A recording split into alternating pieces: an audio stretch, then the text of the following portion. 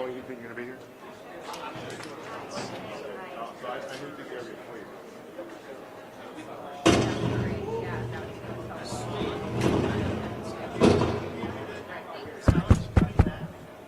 Is that one of the handhelds? The wireless? Is that a wireless mic doing that? How about this?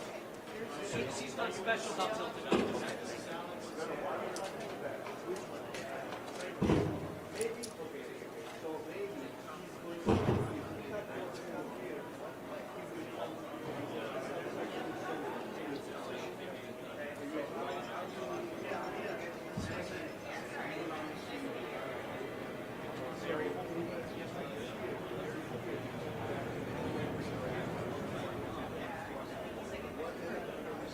Okay, so you see the speaker here? I don't want anyone behind that.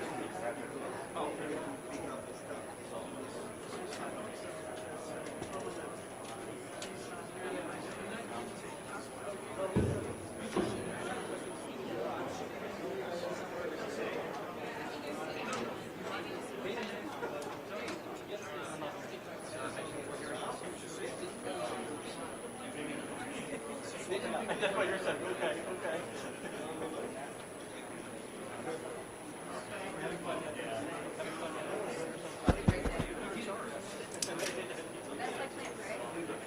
We're waiting cards.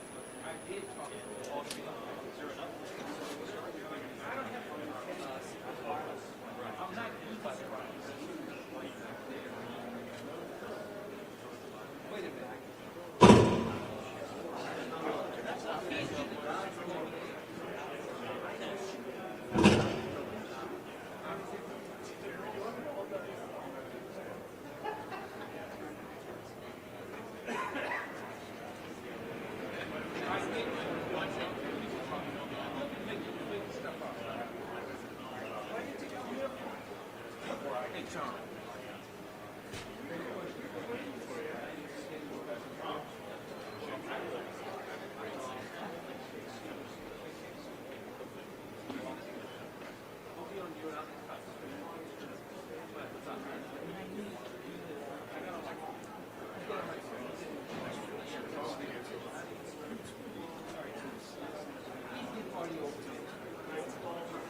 But it might not match.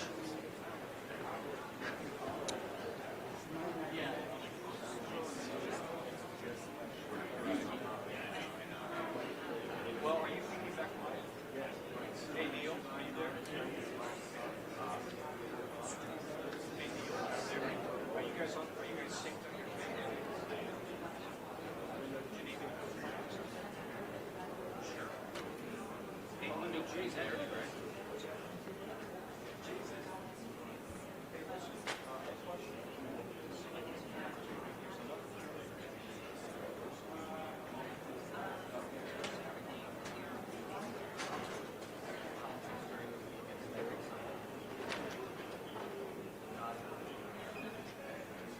Oh, no, this is, yeah, this is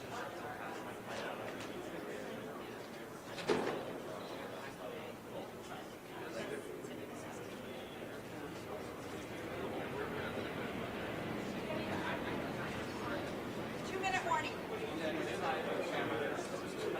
2 minutes. 2 minutes.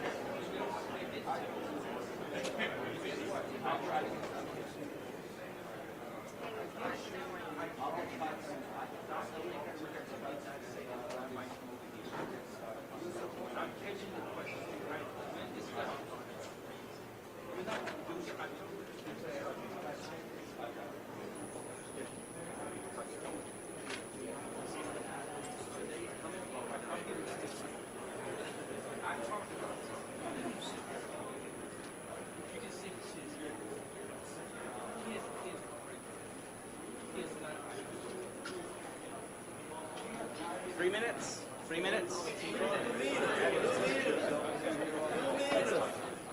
Clock was backwards.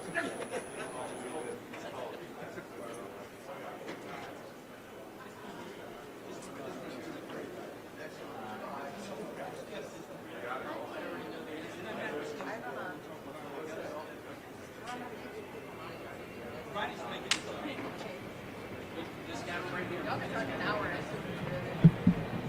Thanks for coming. You'll be briefed this afternoon by Board Member Todd Inman, I-N-M-A-N, along with Investigator in Charge Bryce Banning, B-R-I-C-E, B-A-N-N-I-N-G. Thank you.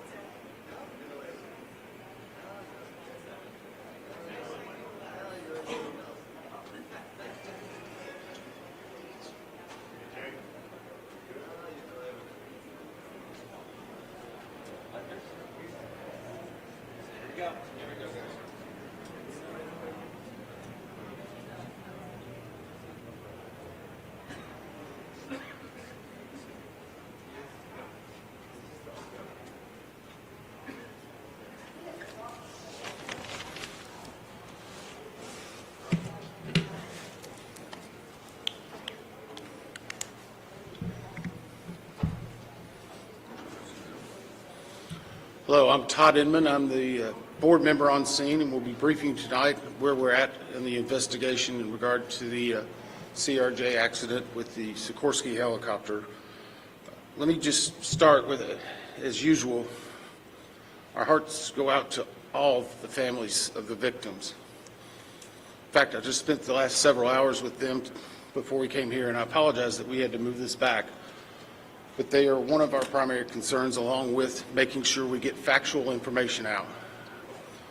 They are having it's a hard time for them, obviously. And we want to do everything we can to make sure they get the most accurate information and factual. And has always been at the core of the NTSB mission, our job is to just come out with the probable cause, but then more importantly, make recommendations so that this type of tragedy never occurs again. So today, I know yesterday you saw the chairman, myself, and all the board members here. I just want to let you know they are still actively involved with this. We're just trying to make sure we're dividing and conquering. The chairman and I have had multiple conversations today. She's helped out a lot in making sure we're getting the investigative needs we have. And she's at the command post right now working with some of our people.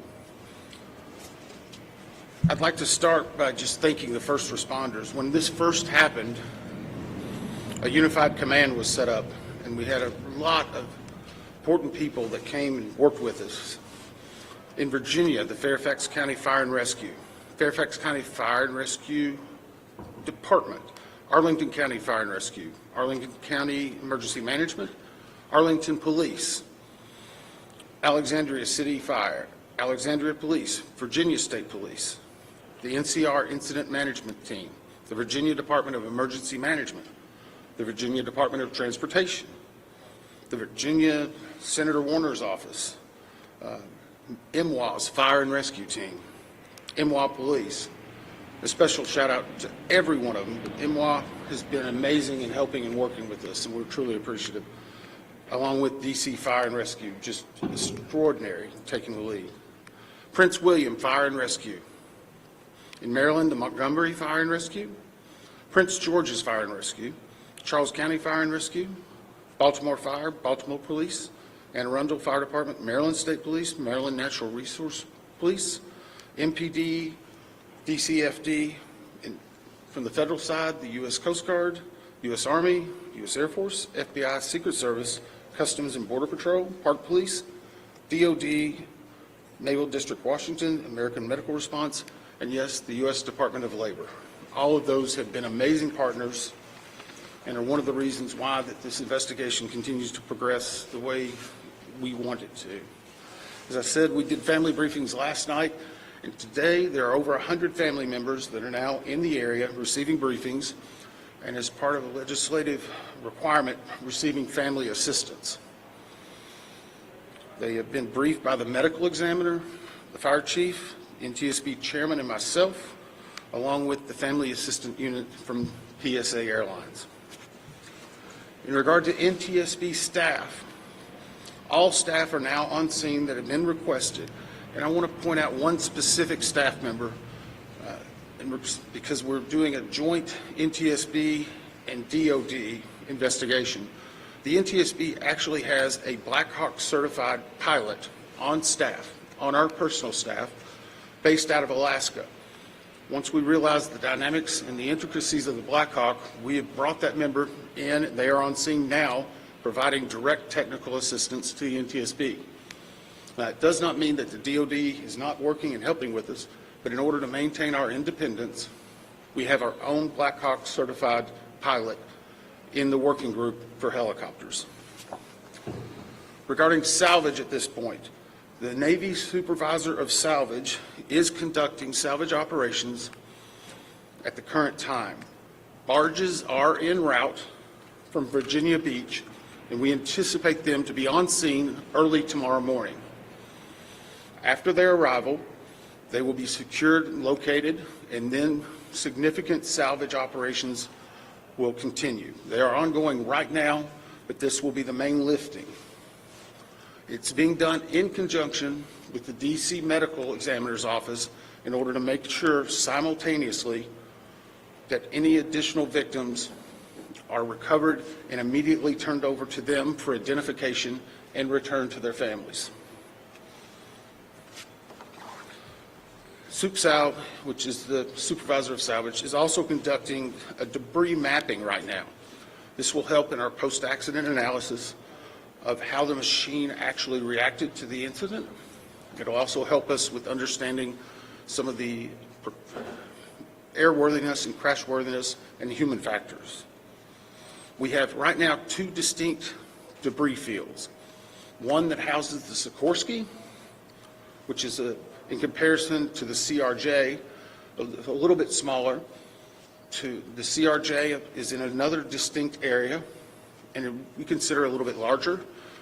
The good news is, based upon the initial mapping, while there are some small aspects of that debris field, there are large chunks that will be easily recoverable, and it will aid in the investigation when we bring it into the secured facility that will be located here on MWA.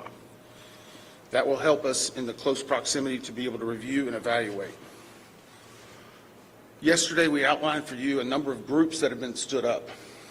A few of them in particular I want to call out, although every one of them have been working very hard. For your edification, the ATC group, Air Traffic Control, has been conducting interviews today. They're ongoing tonight. They will be ongoing for probably the next few days. We've had full cooperation in getting the witnesses that we need to gain those interviews. We will then take that information and match it with other data that we're receiving, and if necessary, conduct follow-up interviews at a later time. Our operations group now has on site an exemplar airplane similar to the CRJ-700. It's on a hard stand here at MWA.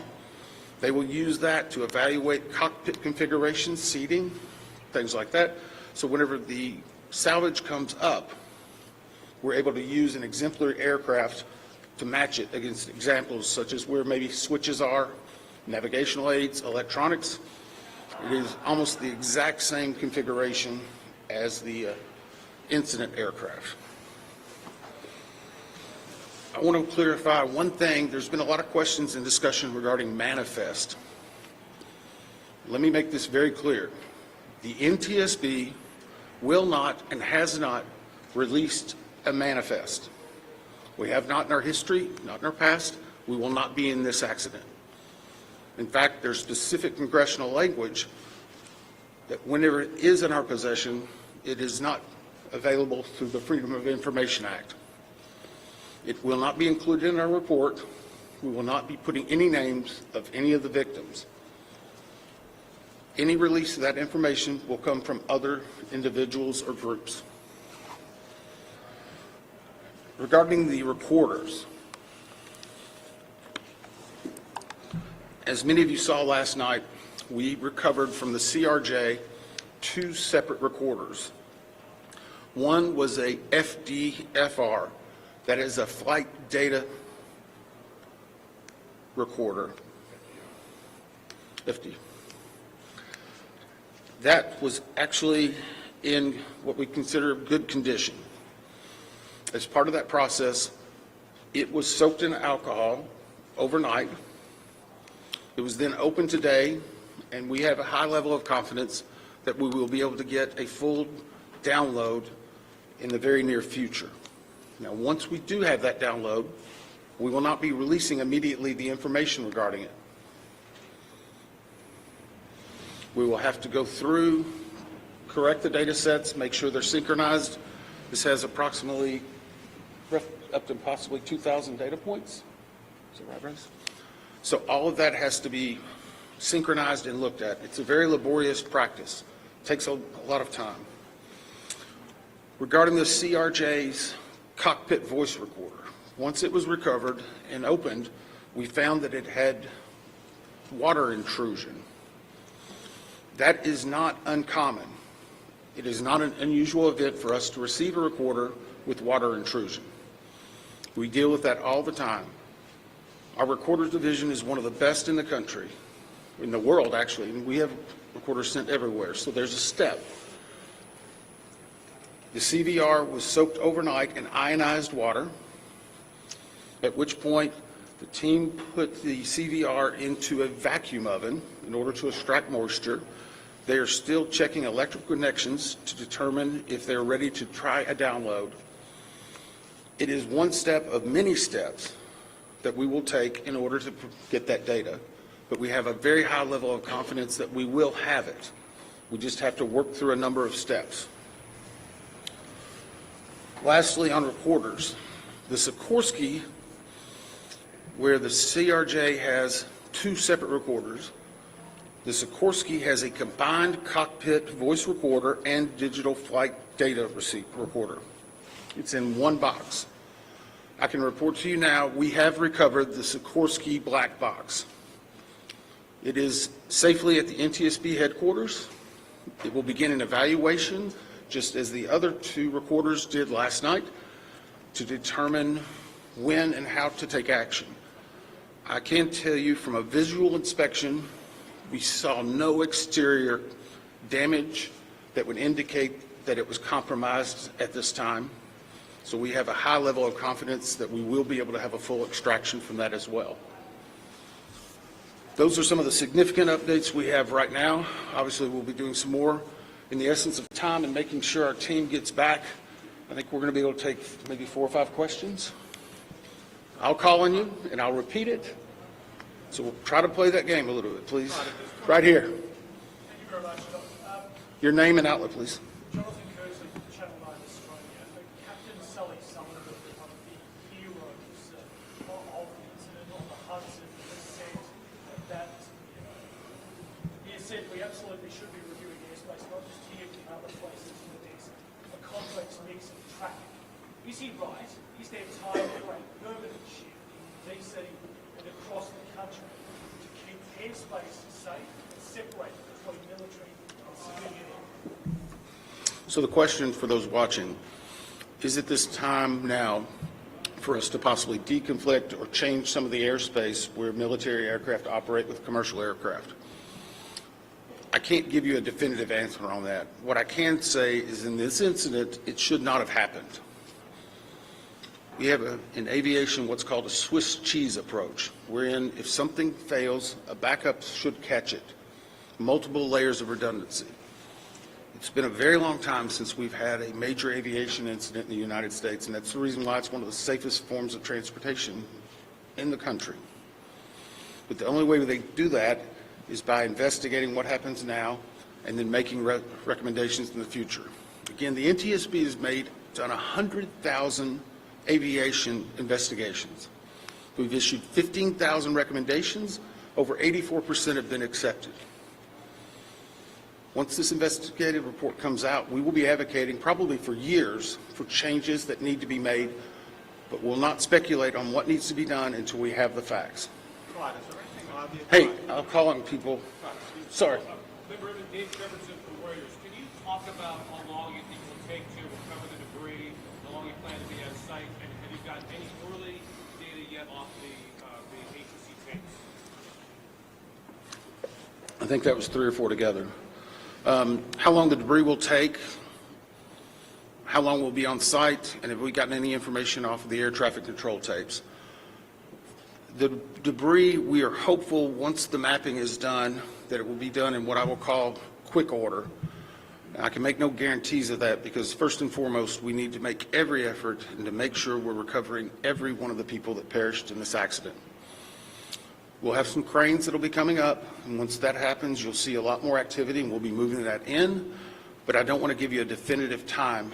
I would say it will start in earnest probably on Sunday, and it will go through next week, and some of that's contingent upon weather and other things. Regarding the ATC tapes, we've received a lot of different information on ATC, and so I'm just going to preempt it. Off-the-shelf software programs are not always as accurate as the data we specifically get from ADSB, from the black boxes. All of that are factors that come into our investigation. So we will not speculate about ATC tapes that you may have heard and seen online or snippets. We are getting the full cooperation that we need to be able to make an accurate assessment and to make sure what we are saying is factual and that it will help and aid in the entire investigation. Todd, Cooper from Channel 7 in Boston. Is there anything glaring from the videos that we've all seen that would tell you that the pilot in the Black Hawk helicopter made a mistake? The question is, based on the videos, have we drawn any conclusions? We have not. We know that there was a significant incident in which the 2 aircraft collided, a pretty significant fireball. If you will recall, even after the first day, we only had maybe 1 or 2 grainy images that were coming out. We're seeing more and more at this time. So we're still collecting data, but we are not going to opine until we see a lot of other things in there. A couple more? Yes, sir. On team with CNN, how critical is it to interview the controller in the tower pad? And how concerning is it to you, the reports that that controller was working 2 positions at the same time? So the question was, how critical are the air traffic control interviews and basically staffing? So air traffic control interviews are critical. That's the reason why there's a process in place. That began immediately after the accident. It was preservation of that evidence. It was immediately taking down notes, getting logs, all that information. We will go back and look at any air traffic controller that was involved in this. We'll go back and look at their past probably 72 hours, even 2 or 3 weeks. We'll look at their training, their hiring, everything, what they probably ate that day. But it is not one point that tells us everything. It's layered into a lot of other information that's very critical. Regarding staffing, the FAA has had a very robust plan in looking at staffing. Obviously, we'll be looking at not only staffing that day, but progressively staffing. How many people, what job functions they were doing. Were they being combined? Were they not? What was the weather outside? What was the number of landings? I recall back during COVID, 1 runway was being used. Runway 1, that was the only one. 33, as traffic came back, started being opened up. So we would look at changes in traffic patterns, construction at the airport, all of that. It all paints a very big picture. Who are you? Sorry. Sorry, Vito with ATC.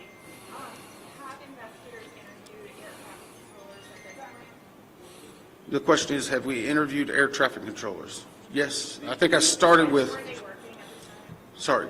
They were working at the time. I'm sorry, clarification. Was it an air traffic controller that was working at the time of the accident? Yes. Yes. Now, I'm not going to speculate. Sorry. Nope, sorry. I'm not going to speculate. The next question is, was there 1, 2, 3? I don't have the answer for that right now. I know that the controller that was working at the time has been interviewed, and his interviews are ongoing throughout the day. Yes, ma'am. Last one.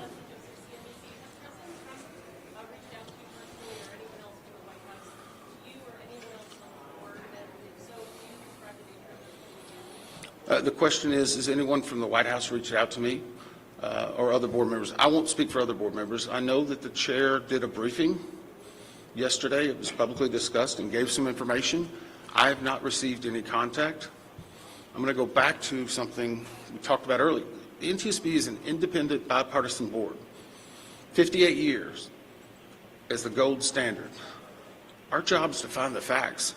But more importantly, our job is to make sure this tragedy doesn't happen again, regardless of what anyone may be saying. Our investigators never want to see this happen again, and I never want to have to go back and brief another set of family like that. Thank you. Thank you very much.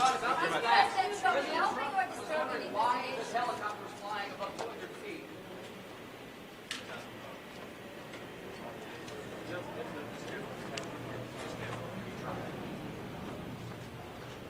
Yep, I'm here.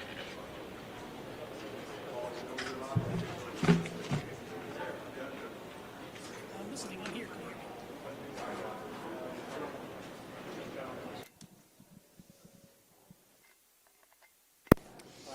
Hey, can you hear me now?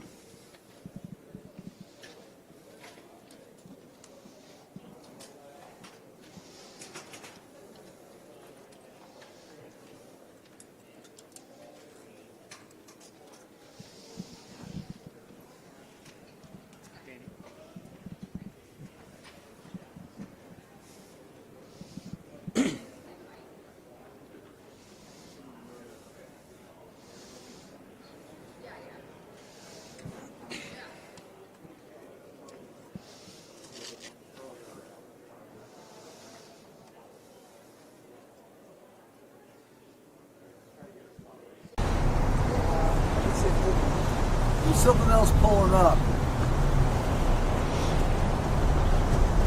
Can you see anything? The ship is pulling away. It's a land. It's a land.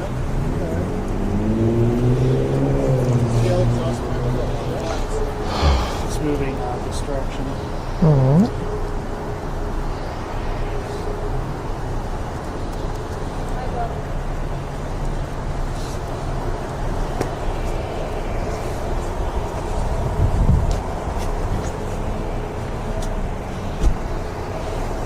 Freight left it there. We got a little piece of it out of the water. It's always been a good thing. Yeah, so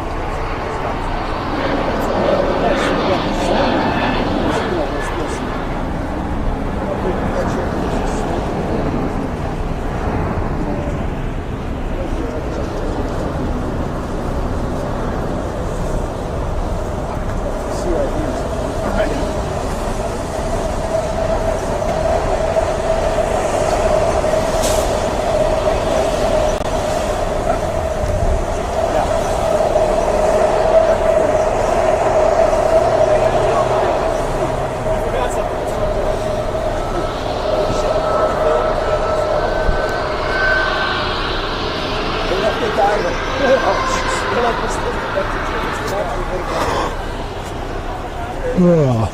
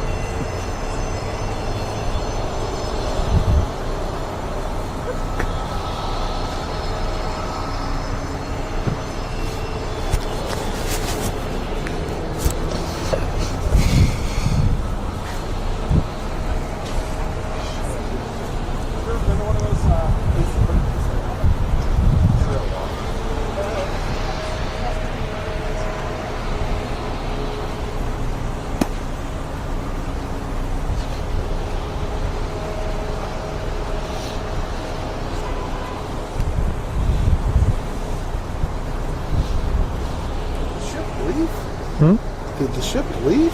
It's showing out right now. It's coming out right now. Yeah. So it went the other way and then it turned around. Have you seen it? Because we Oh, hold on. They got me connected to the camera. No. Do that. There you No, I go. still see it. See it. Is it still out there? Yeah. Cool. You see the crane just put back and all that? The yellow crane. Yeah, I'm just trying to see.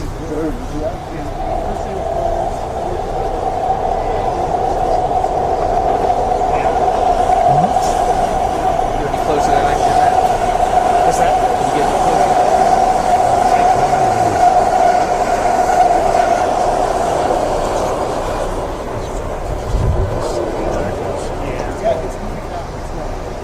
The only thing you can see is like the crane that's lit up, and then you see the police lights. So you can clearly tell it's the ship, but Yeah. I don't know what's on it or anything like that. You can't see the helicopter in the water with your shot? Whew. I had to flip mine out because the lens that I have pushes it down like a stop. But you can see the top half of the chopper. Oh, wait. Yeah, if you want to see it on mine. It's like right by He's setting up a little bit. Which just makes sense. Yeah. Am I in them?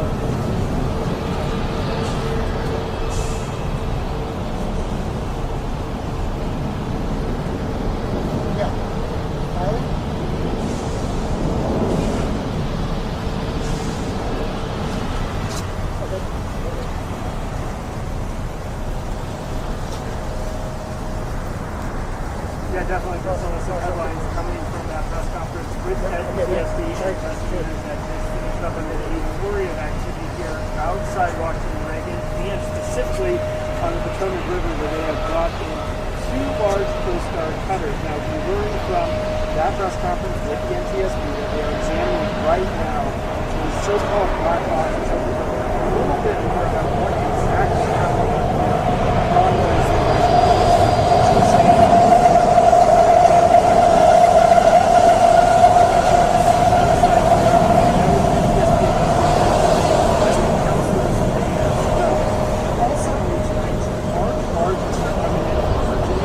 right now, they should be here in the morning.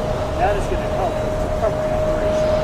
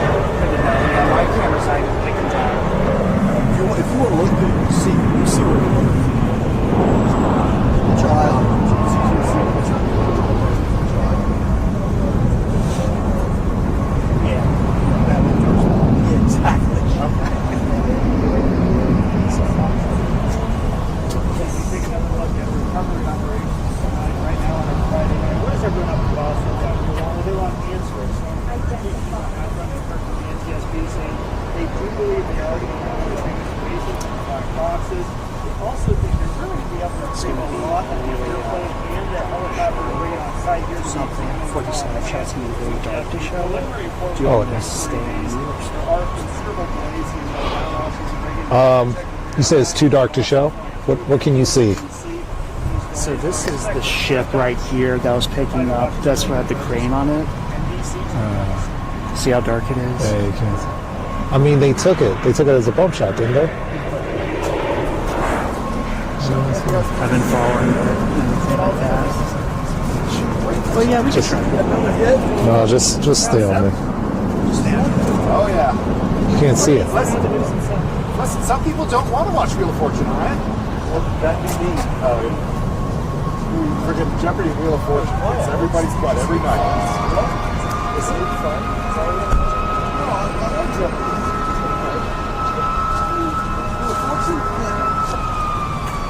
Somebody's not going to team.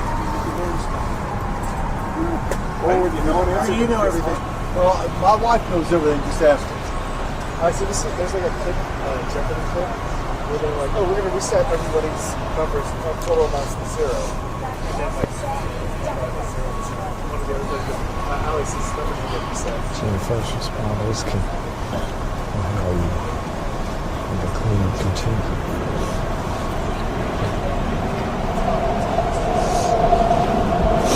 Watching crews continue to clear this record. But today I had a chance to speak. I'm sheriff with this records. Thank you very much. Where are you parked? I'm gonna watch. Good age, we're here. You're watching crews continue.